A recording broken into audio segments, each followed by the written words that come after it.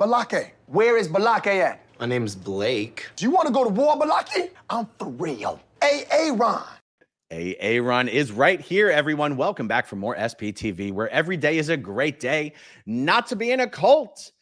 Guys, a judge ruled today against Scientology and in favor of Scientology protesters. Guys, for the last year, Scientology has been being humiliated on the daily by William Good, a.k.a. Scientology Audit, a.k.a. Film the Police, a.k.a. the Good Father. And as a part, and so William started the Scientology live streaming protest movement. So it has been a top priority for Scientology to get William sidelined through restraining orders. And Scientology, what they do and what they did in this specific case was to use agents who are not themselves actually Scientologists and to send them in to initiate and engage in some kind of a conflict with the protesters that would allow them to, using trumped up claims, try to get restraining orders on the protesters. In this specific case, we're talking about William. Scientology then funds all of the legal bills. They pay for all the legal bills for these efforts. And it's a way to, it's just yet another way that Scientology abuses the legal system and tries to prevent people from practicing their constitutionally protected free speech, which includes protest. So Scientology had used this guy named Joey, who he prefers that you call him Rocket, but his name is Joey. Joey pops up everywhere that protesters do their thing in Los Angeles. And he requested a restraining order against William, a temporary restraining order. The request for the TRO was denied, but Joey requested to move forward and have a hearing anyway. This hearing has lasted several days, and they're not several consecutive days. So it's actually lasted many weeks. The closing arguments in this whole issue were yesterday. The judge finally ruled today. The judge ruled in William's favor on every count. And to help explain to us exactly what happened and what went down and what was said is the one, the only, Dodge Landesman. How are you doing, Dodge? I'm well. How are you? Very well, because good news, we got a good verdict. So I would say better than ever. How are you, sir? I'm doing great. Thanks for being here with me. Please tell us everything that went down in the ruling, what the judge said, and anything interesting in closing arguments. Yeah, it was a very interesting case. This probably is one of the longest restraining order cases that I've really ever heard of. It's unusual for it to go on a multitude of weeks, probably 4 weeks altogether. So we'll start with the verdict. The verdict is the temporary restraining order. It will not be converted into an actual restraining order, nor will it be granted. So it is entirely dismissed. StreetsLA wins the case entirely. And what's impressive is that it's a straight flush. They talk about these 5 different incidences, these 5 interactions that Streets has with Joey Rocket. On each one of those 5 interactions, he asserted his right to protest as well as his right for free speech. The judge confirmed that over and over. They tried to paint William as somebody who made direct threats to Joey because he used the F word, for example, and the F word could indicate some sort of violence. So that's just one of many examples of the many stretches of arguments that Joey's attorney tried to use. But essentially what they were saying is that Joey was this poor, unconnected, innocent man that William would frequently go over to try to harass. He would go out of his way to harass Joey, where in reality, Joey would insert himself into the situation. There are a few more arguments. One was about doxing. Joey's attorney said, "How dare William doxed Joey." After an incident, he wanted to get information about Joey because he was interfering with his right to protest. So he used facial recognition and put a Twitter post saying, "Do you recognize this guy?" William's attorney was incredibly deft and remarked that simply Streets was trying to identify the person who was interfering with his right to free speech. So any sort of harassment, anything like that, it all circles down to William simply, to StreetsLA, simply wanting to continue the protest. So it was a stretch of an argument from the beginning, and the attorney used probably the same 5 arguments over and over. Interesting. So the closing arguments went on, I heard, for quite a long time yesterday. What was going on there?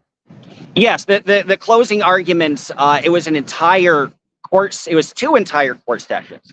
So entirely the closing arguments must have been collectively about 6 hours, I would say. So there were some long, intense closing arguments, and for half a day in court and then the entire day yesterday for court, it only consisted of the closing arguments. So yes, they were long.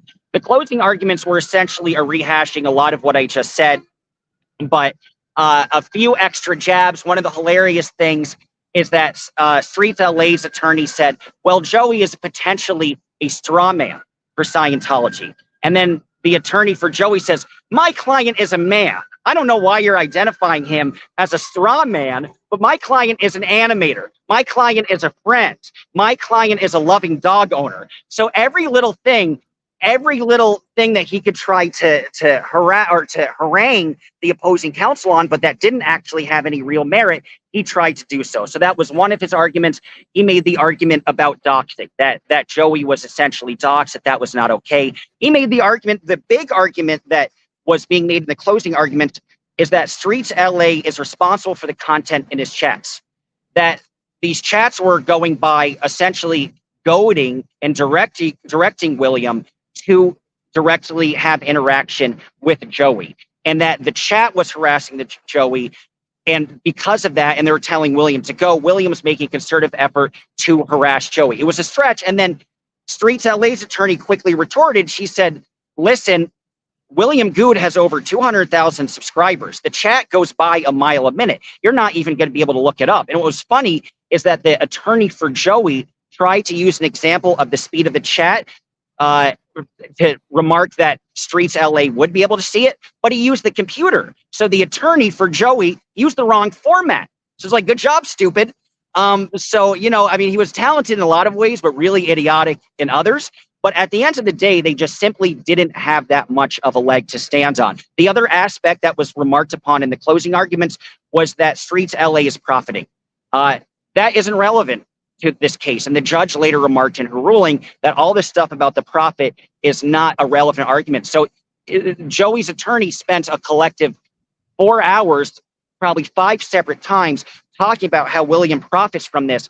That entire argument was useless. But he tried to use how much he profits. He tried to bring up Jessica Palma-Dessa, remarked that she was goading, and that there are kind of part of this cabal, part of this conglomerate. And finally, Joey's attorney remarks that there's an incident where there's a gaggle of kids also sort of protesting, and they were being a little unruly. And that essentially William was encouraging them to harass Joey, that their words were more vitriolic, more extreme towards Joey. But there was actual footage of William saying, hey, leave him alone, stop it. And William's attorney was able to assert that he was simply trying to get the kids to calm down so he could follow every letter of the law, so he could continue consistently protesting. So again, man, it was like point, counterpoint, point, counterpoint. The attorney tried to break something up, and then it was entirely negated. So yeah, all of this relies upon these 5 incidences. And what was interesting in the closing argument of StreetsLA's attorney, what she said is, she says, listen, you can say this guy's being harassed, but what's the typical what's the typical definition of harassment?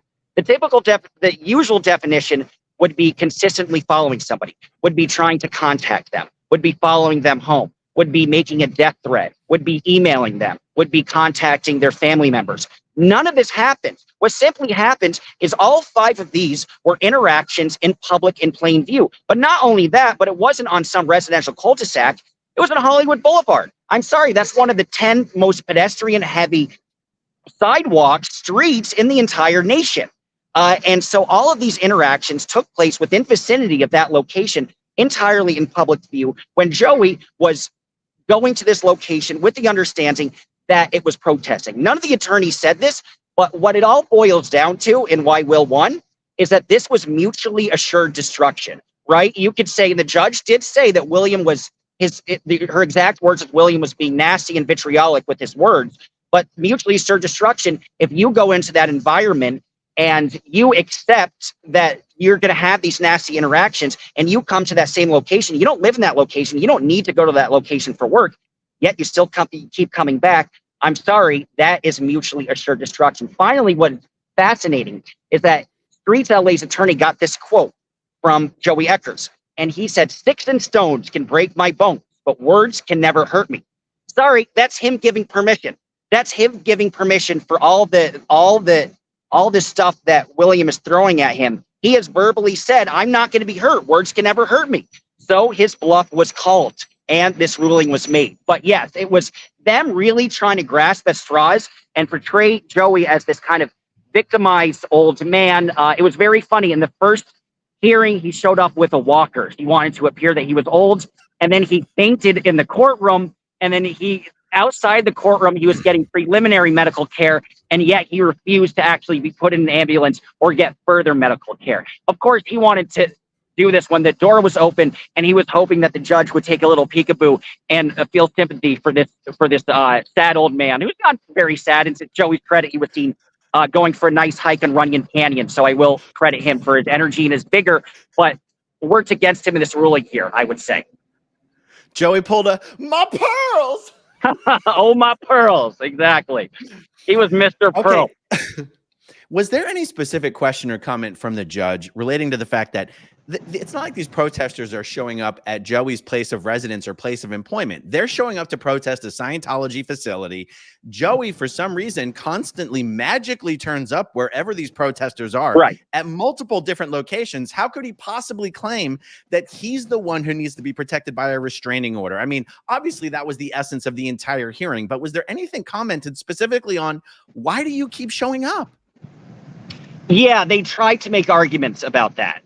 Essentially, that Joey was just passing by, and most of this is purely coincidental. That he goes to Ralph's, which is the local Hollywood grocery store. He passes by that boulevard, and that was his defense, that the guy was just there and then interacted. But again, it was like point counterpoint. But then William's attorney was like, well, you were talking with an LA Times reporter, and you're standing in one spot for upwards of 20 minutes, and you were very gleeful and seemed to be relishing in the attention. So that doesn't necessarily make sense. But that was the entire argument that Joey's attorney was trying to make. They were trying to say Joey doesn't have this connection with Scientology, but yet this is 2 weeks after Joey admitted that he was getting his legal fees paid for by Scientology. So again, it's the lawyer contradicting himself. But that was the big argument. The other argument is Joey was standing there, and he's allowed to do that. And William was purposely trying to antagonize him and also harass and threat and intimidate his dog. They tried to use Joey's little dog as yet another victim in this case, which wasn't, and they try to say the dog was shaking, and that essentially StreetsLA had this random vendetta against Joey for no reason, and that they tried to claim Joey had never been at a Scientology event before that recorded December 3rd moment at the holiday party with StreetsLA, and then the StreetsLA's attorney quickly retorted, well, you got a free ticket to New Year's, you got a free ticket. I'm still trying to get my free ticket. They haven't given it to me yet. So if you get this free ticket, it obviously must mean you have a nice connection with Scientology. But yeah, the argument was so bizarre. They didn't really explain why the dude would always show up all the time. Yeah. I know relatively early on in the proceedings, Joey was forced to admit on the stand that even though he apparently has no connection to Scientology, they're just magically paying for all of his legal bills. Right. Was there any further questions or answers on that subject? Was there any need for him to explain, I'm sorry, how does this organization you have nothing to do with, how are they footing your bill? There was further discussion, and it was a bizarre parsing of the words. Yes, so the attorney did try to claim that Scientology wasn't fully paying for the legal bills. And the attorney remarked, it was fascinating because the attorney said, okay, Joey filed a restraining order, I believe, on January 19th. And the attorney for Joey says, I didn't show up to help Joey until early February. If Scientology was involved, wouldn't they help with the creation of that TRO? Wouldn't Joey have an attorney to help file the TRO? Wouldn't Joey have an attorney the day of, the day after, the day that the TRO was filed? So he's saying, because we showed up so late, that doesn't make any sense. Scientology couldn't have been involved. And so it's a crazy stretch of the argument. And he kept saying all of, meaning he admitted that at least part of the legal fee is paid. But he was saying that the attorney was lying because all of the legal fees were not paid. And I believe StreetsLA said legal fees are being paid. And the attorney for Joey said, well, not all of them. That is a lie. That is a misrepresentation, even though StreetsLA didn't say all of them. The attorney for Joey said he did not work in connection, even though Kendrick Moxon showed up today, which is fascinating, but that he did not, in the stand just to watch the show, which is kind of fun. So you see a little celebrity guest appearance. But yeah, he was saying no connection with Moxon, no connection with anybody else, that it was just him representing Joey because he cares about Joey and Joey wanted his representation.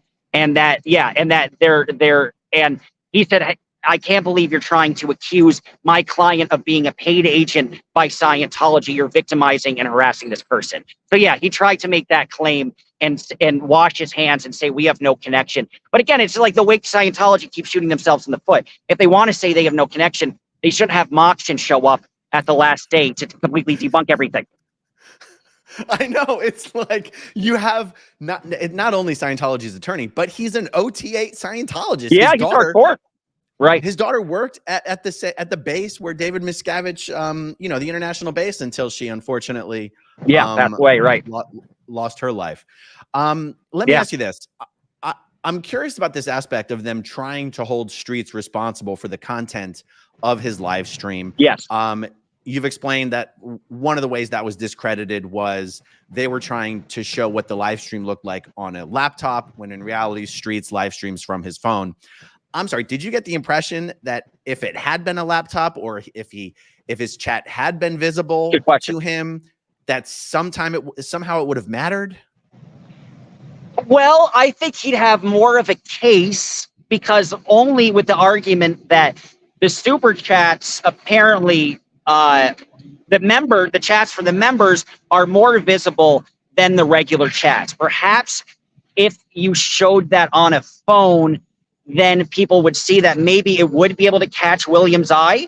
But again, even if he used the correct format, it doesn't make a difference, because the whole chat being responsible for anything argument was thrown out the window. It was considered entirely irrelevant. So no, I don't think it would have changed anything. And that's why you can see he had really little of a case, because that was a Hail Mary from day one. And there's something thematic here. In other cases, there's using chats as well. They can't actually pin the guy down. In case after case, Scientology is going to find them responsible for the content in their chat. This sets a good precedent for other streamers for remarking that they're responsible as an individual, not for what their chat says. But yes, I mean, it was Jessica in the chat that was constantly messaged, get him, go get Joey. And that was considered a directive, and therefore him doing a threat, because he was following up on a directive that was a threat. It's a lot of, you got to really cross some bridges to get a clear picture of what he was trying to say. It's bizarre. Wow. Guys, if you're watching right now, do us a favor and hit that like button if you don't mind. All right, so that finally puts this whole issue to rest. Was Streets there today, or was it just his team? He was. Streets was there today, as with his two attorneys. And so he was there the whole time. I mean, he's been there he did well on the stand too. He was questioned on the stand. He was pretty deft as well. He addressed the monetary thing when they thought maybe it would be considered. It wasn't. So all of this is a moot point. But he did remark that he gave a lot of the money back to the community, that it wasn't that relevant, that he's paid to bail protesters out of jail, that he's paid for food, whatever it might be. So he was also, I wanted to note that action when he was on the stand, because he's pretty good on that. But yes, he was there the entire time. And yeah, there's a nice cadre. Jessica showed up as well. So there's a nice cadre of support for him. That is awesome. It's true. I mean, even the one time I was out there at La Poubelle with a whole big crew, I mean, William spent hundreds of dollars just to buy everyone ice cream, Right. He mentioned the ice cream specifically. Yeah. Well, it's funny. That's amazing. Thank you for confirming that, because the lawyer got so animated a lot of the times. And William was saying, well, I spent some on ice cream. I spent hundreds on ice cream. He said, hundreds on ice cream? That's not possible. Clearly, that is a lie. Hundreds on ice cream. So yes, ice cream, the specifics of the ice cream came up. So thank you for debunking that. It's totally true. I mean, everyone formed a giant line outside of that fantastic ice cream store next to La Poubelle. And, right. William just paid the whole bill, Supporting a local business too. Yeah. Exactly. Okay, last question on this. Was there any commentary about how crazy it is to have 6 hours of closing statements for a restraining order? No, I was shocked. I thought the judge would at least say like "yeesh" or something, but no, it was surprising. I mean, I guess they all had enough material to stand on where they felt like it was worth it. But yeah, I mean, it was just everything was long. The closing arguments were long. The questioning of Will was long. The questioning of Jessica Palmadessa was long. The questioning of Joey was long. Everything was a marathon. So like when I showed up to court, I knew that would be my full day. Like I'm there for 6 hours, man. End of story. That's the entire situation. So yeah, no, they didn't. I mean, privately, the attorney expressed to me how rare that is and how unusual it is. And that's a tactic of Scientology, that they do have a good amount of money to draw out every little point, counterpoint, every little moment, make that into its own 2-hour discussion. Everything was its own 2-hour discussion, whether it be the doxing thing, whether it be yelling at Joey's dog, whether it be running into Joey at Runyon Canyon, whether it be running into him at the holiday party, whether it be running into him at Ralph's grocery store. All of these isolated, collectively 5 incidences, each had a dedicated 2 to 3 hours for them. So it was a lot. I did think of one more question. To the best of your knowledge, is any of this anti-slappable? Did that already get tried? Is it a moot point now that everything's over? Has that come up at all? That's a good question. I mean, again, I feel like it's Scientology shooting themselves in the foot, because the attorney for Joey at the end, after the ruling was made, flew into a rage and essentially was saying this was not counted. The judge did not rule on. I'll directly quote him. The guy says, "This was a physical threat. The judge did not rule on that. Also, no one ruled on Joey on my client crossing the street to get to Joey." He said, "I'm shocked. I hear nothing of Streets' physical activity."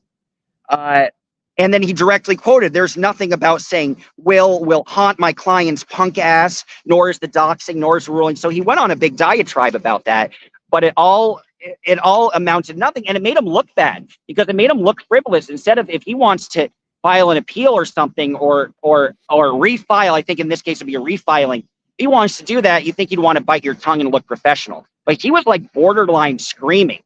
As for anti-SLAPP, dude, I think with the dude's outburst at the end, there might be, I mean, Streets won an anti-SLAPP case in the past, right? So it wouldn't be shocking if that were the case, because again, this is so bizarre. In elder abuse, you think of like Happy Gilmore, right? Where like the grandmother is kept in her home and that she's being abused by Ben Stiller, as an example of that movie. And it's like, that would be an example of elder abuse. You're actually abusing elder, you're depriving them from food, you're threatening them, you're intimidating them.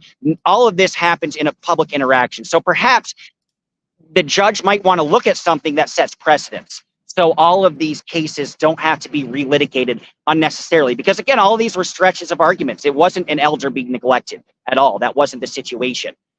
So I'm hoping there is something tangible for an anti-SLAPP, and I think the opposing attorney made it even a worse situation than it had to be for him. Yeah, I do suspect that the anti-SLAPP motions come into play early on before discovery, because it has to do with it being a frivolous lawsuit. But I don't know. Yeah. And because I was unsure, I just wondered if there had been any some of it. about well, that. that's what I'm saying. Right. So it's all previous. So for this, no. But in stuff in the future, before the official hearing happens, because there's some other ROs, they might be able to utilize that and say, hey, look, there's been a recent precedent. Not that you have to necessarily count the precedent as a different set of law books, but even if there's been some recent history of this getting thrown out, we should use it. So, to make the judge's life easier, they might want to hear it. But if they do, I'll certainly be there for the hearing. Well, for anyone not yet familiar, you can find Dodge. You can support him and his channel right here on YouTube at dodgelandesman. Thank you so much for being there and explaining all that to us. I really appreciate it. Thanks for having me on, man, and thanks for staying invested with all of this. Right. We're all the boots on the ground, or other protesters protest more than me, but you're amplifying the message. So it takes a village to really stick it to them. So thank you for your help in that regard. Thank you. It's my pleasure, man. Talk to you soon. All right, guys, that is amazing. It is so it cracks me up every time Scientology really objects to the implication. I resent the implication, Your Honor. that Scientology has anything to do with this. When they made that same sort of screeching in the Danny Masterson proceedings, the judge was like, if you don't want people to keep bringing up Scientology's involvement in this case, then maybe Scientology's attorneys and agents should stop showing up for the proceedings. Oh, I can't believe Kendrick Moxon showed up in person just to hear the ruling of a restraining order in a proceeding that was supposed to have nothing to do with Scientology. Absolutely unbelievable. All right, everyone. That's all I have on this matter. I got a whole bunch coming later today, so stay tuned for that. Thank you for hanging out with me. Thank you, as always, to everyone who watches until the very end, and I'll talk to you soon. Okay, if you want to see my rock and roll songs, click right on this guitar. And if you want to see a different one of my videos,